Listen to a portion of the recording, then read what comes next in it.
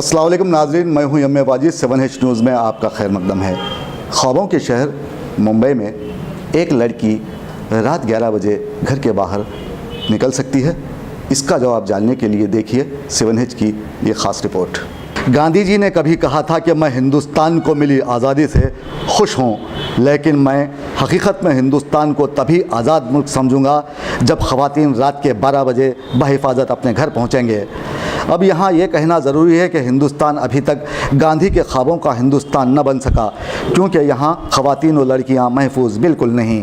आपके स्क्रीन पर CCTV video जो आप देख रहे हैं ये मुंबई शहर का है, जहाँ एक शख्स मासूम लड़की को जानवरों की तरह पीट रहा है, जिसे देखने के बाद इंसानियत जैसे शर्मसार हो जाती है।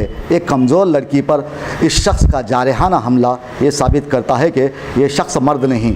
अगर ये मर्द होता तो इस लड़की को इस बेरहमी से ना पीटता। मुंबई पुलिस इस मामले में कुछ कहने से कासिर है और वही पुराना राग अलापने में मसरूफ़ है कि पुलिस तहकीकात में मसरूफ़ अमल है।